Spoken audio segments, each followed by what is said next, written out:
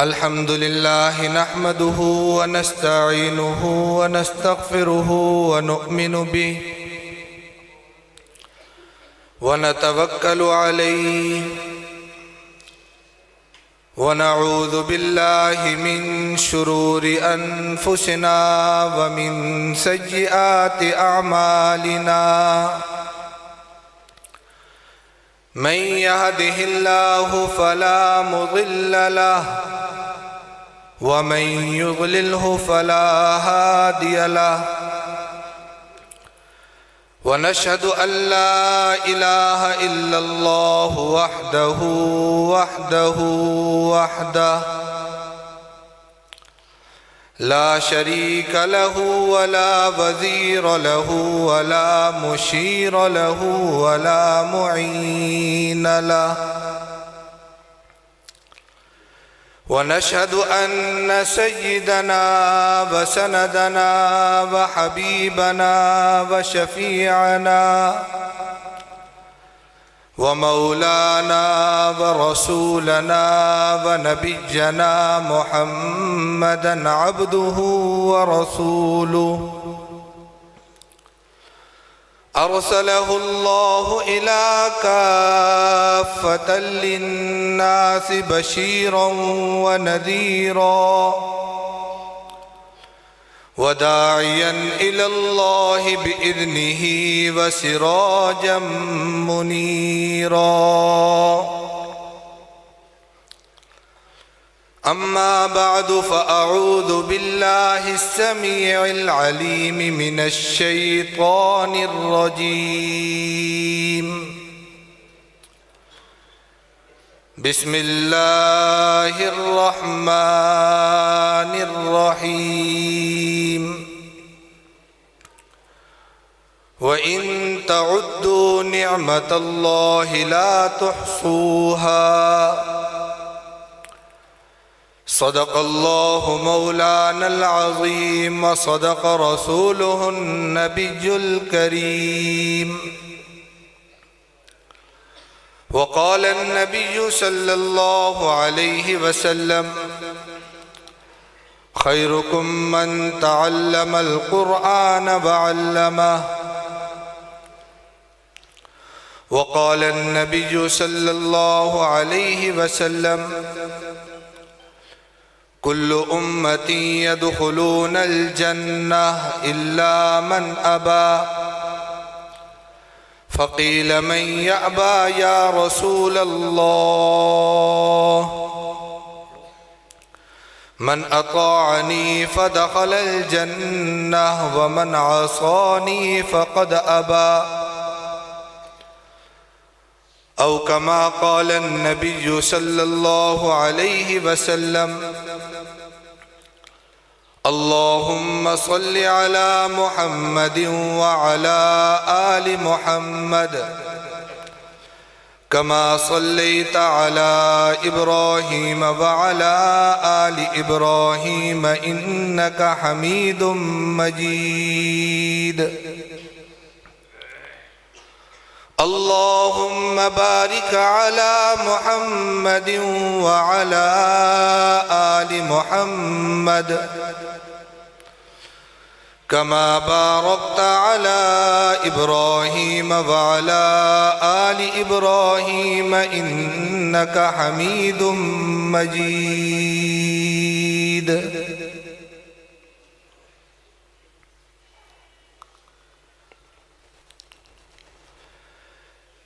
میرے واجب الاحترام عزیز علماء اکرام، عزیز طلباء اکرام، السلام علیکم ورحمۃ اللہ وبرکاتہ۔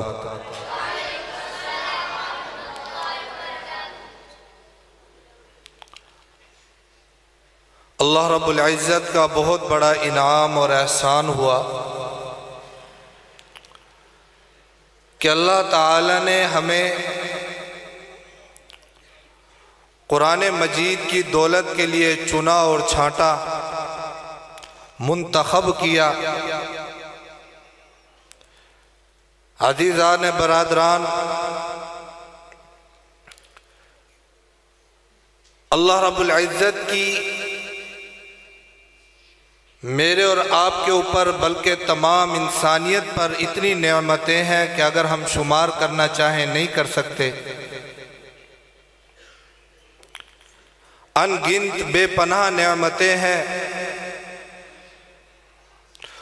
اور خاص طور پر مسلمانوں پر اور پھر اس امت پر کہ اللہ تعالی نے ہمیں اپنے محبوب جیسا امام الانبیاء سرکار دو عالم صلی اللہ علیہ وسلم نبی عطا فرمایا۔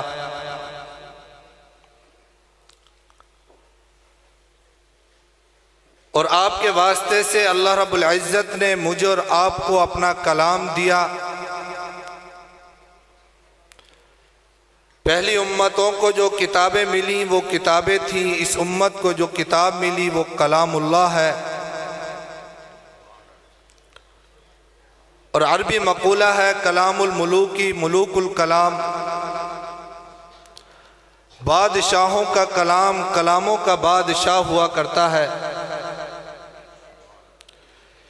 یہ اعزاز صرف میرے اور آپ کے حصے میں آیا کہ ہم صبح سے شام تک، شام سے صبح تک اللہ رب العزت سے ہم کلام ہیں۔ ہمارا پڑھنا بھی عبادت ہے، ہمارا سونا بھی عبادت ہے۔ اس پر ہم اللہ رب العزت کا جتنا بھی شکر ادا کریں کم ہے کہ اللہ نے اتنی بڑی نعمت مجھے اور آپ کو عطا فرمائی۔ ہر انسان جس کے حصے میں جو بھی آیا اس پر فخر کرتا ہے۔ کوئی دولت پر نازاں ہے، کوئی مکان اور کوٹھی کے اندر اتراتا ہے،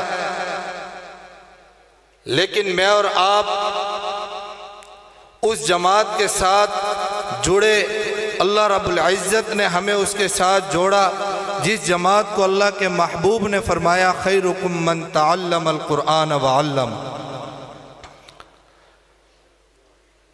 کہ تم میں سب سے بہترین شرافت والے، عزت والے، مقام اور مرتبے والے وہ لوگ ہیں جو قرآن مجید سیکھتے اور سکھاتے۔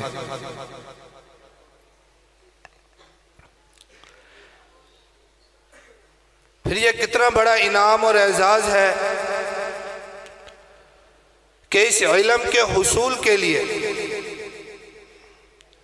نیت پر بھی اللہ رب العزت اجر عطا فرماتے ہیں، قدم اٹھانے پر بھی اجر عطا فرماتے ہیں۔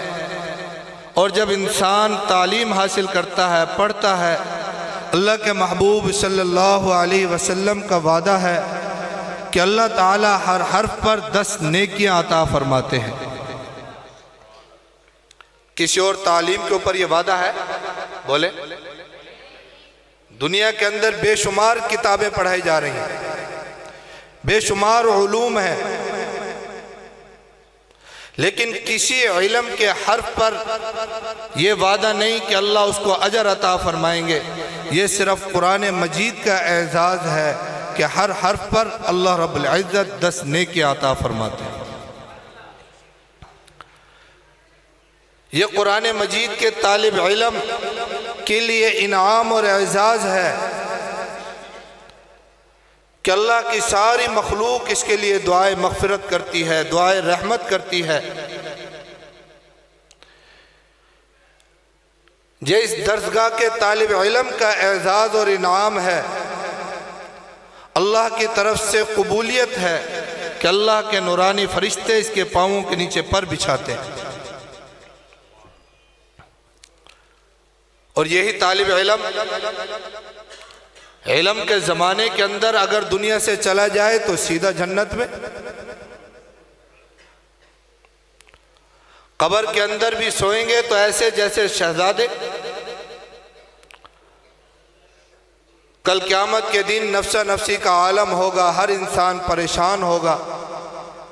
اعزاز اور اکرام کے لیے تخت جو سجائے جائیں گے وہ کن کے لیے ہوں گے؟ سب بولیں۔ حافظ قرآن کے لیے۔ کن کے لیے ہوں گے؟ حافظ قرآن کے لیے۔ ان کے لیے انعام ہوگا، ان کے والدین کو تاج پہنائے جائیں گے۔ ابھی بچہ نعت پڑھ رہا تھا نا، آپ نے سنا، وہ کہہ رہا تھا کہ تمام صدر، بادشاہ، وزیر سب پیچھے کھڑے ہوں گے۔ یہ حافظ قرآن، اس کے لیے یہ انعام ہوگا۔ اللہ فرمائیں گے کہ قرآن پڑھتا جا اور جنت کے درجوں پہ چڑھتا جا۔ تو عزیزان محترم، عزیز طلبہ اکرام، یہ اللہ رب العزت کا ہمارے اوپر بہت بڑا انعام ہے۔ اللہ کے خزانوں میں سب سے قیمتی دولت ہے جو اللہ نے ہمیں عطا فرمائی ہے۔ اس پر ہم اللہ کا شکر ادا کریں اور اس کی قدردانی کریں۔ اس علم کی قدردانی، اس کے لیے دو چیزیں انتہائی ضروری ہیں۔ توجہ سے سنیں، دو چیزیں انتہائی ضروری ہیں۔ نمبر ایک، ادب۔ اب آپ جب تک با ادب رہیں گے، آپ اس علم کے انوارات کو حاصل کرتے رہیں گے۔ جس دن آپ بے ادب ہو گئے، اسی دن اس علم کا نور کو اللہ چھین لیں گے۔ الدین کلہ ادب۔ آپ سنتے رہتے ہیں کہ استاد بادشاہ نہیں ہوتا لیکن بادشاہ بناتا ضرور ہے۔ جس کو جو بھی مقام اور مرتبہ ملتا ہے اس کے پیچھے استاد کا ہاتھ ہوتا ہے۔ تو ایک چیز تو آپ پلے باندھ لیں کہ ہمیشہ مرتے دم تک ہم با ادب رہیں گے سارے۔ استادوں کا بھی ادب کریں گے، ادارے کا بھی ادب کریں گے، ہر اس چیز کا ادب کریں گے جو ہمارے علم کے لیے واسطہ بنے۔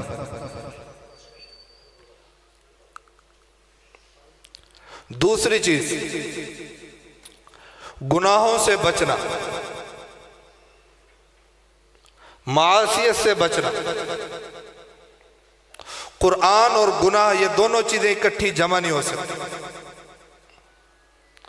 قرآن مجید کے نور کو باقی رکھنے کے لیے آپ اپنے آپ کو پاکیزہ رکھیں گے۔ قرآن اللہ کا کلام ہے، پاکیزہ کتاب ہے، یہ پاک سینوں میں رہتی ہے۔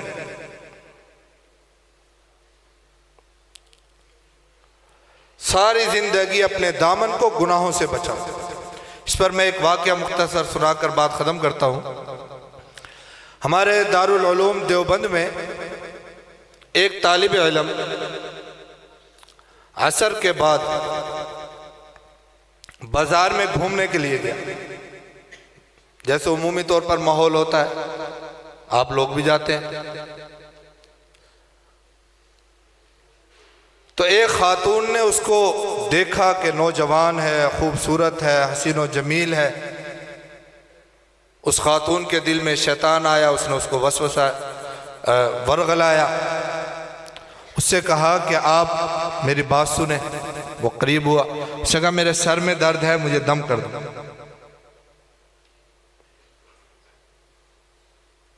اس نے کہا ٹھیک ہے، میری پھونک سے کوئی صحت مند ہو جائے، میرا کیا جاتا ہے، پھونک مار دے۔ اس نے کہا نہیں، بازار میں تو ٹھیک نہیں ہے، دروازے پر آپ اندر تشریف لیں۔ وہ بھولا بھالا نوجوان طالب علم وہ اندر چلا گیا۔ اس نے کہا یعنی اوپر کمرے میں، کمرے کے اندر لے گئے۔ جب وہ کمرے میں پہنچا تو اب اس کو محسوس ہوا کہ ہو یہ تو میں غلط جگہ پھنس گیا، اس کا تو ارادہ کچھ اور ہے۔ اب وہ کہے کہ نہیں، عورت اس کو کہے کہ نہیں میری طرف آؤ، مجھے خوش کرو۔ اس طالب علم نے اللہ کی طرف رجوع کیا، دل سے اللہ سے دعا کیا، اللہ پھنس گیا، آپ میری حفاظت فرمائے، میں تو گناہ نہیں کرنا چاہتا، بچنا چاہتا ہوں۔ دل میں آیا، ساتھ ہی بیت الخلاء ہے۔ آج کل جو واش روم ہے نا، پہلے ایسے نہیں ہوتے تھے۔ پہلے زمانے کے اندر واش روم جو ہوتے تھے وہ وہیں قضائے حاجت وہیں جمع ہوتی تھی، فضلہ وہیں جمع ہوتا تھا، گند خانہ۔ اس نے کہا مجھے تقاضا ہے، میں تقاضے سے فارغ ہو لوں، واش روم کر لوں، پخانہ کر لوں، پھر میں آتا ہوں آپ کی بات سنتا ہوں۔ نے کہا ٹھیک۔ وہ طالب علم اندر داخل ہوا، اس نے وہ گندگی پخانہ جو پڑا تھا اٹھا کر اپنے جسم سے مل لیا، گندگی کو اپنے بدن سے لگا لیا۔ گندگی کیوں لگائی؟ گناہ سے بچنے کے لیے۔ اب جب اس نے گندگی لگائی، وہ باہر آیا تو عورت نے اس نے کہا تو پاگل ہے، بیوقوف ہے، چل بھاگ یہاں سے، نکل۔ وہ طالب علم وہاں سے دوڑا، مدرسے میں آیا، اتنے میں مغرب کی اذان ہو گئی، طلبہ سارے مسجد میں چلے گئے، وہ غسل خانے میں، وہاں نہایا، کپڑے دھوئے، پھر آیا کمرے سے کپڑے اٹھائے، پھر دوبارہ غسل کیا، کپڑے دوسرے تبدیل کیے، مسجد میں آیا، نماز پڑھی، دارالحدیث کا سبق شروع تھا، سبق کے پہنچ گیا۔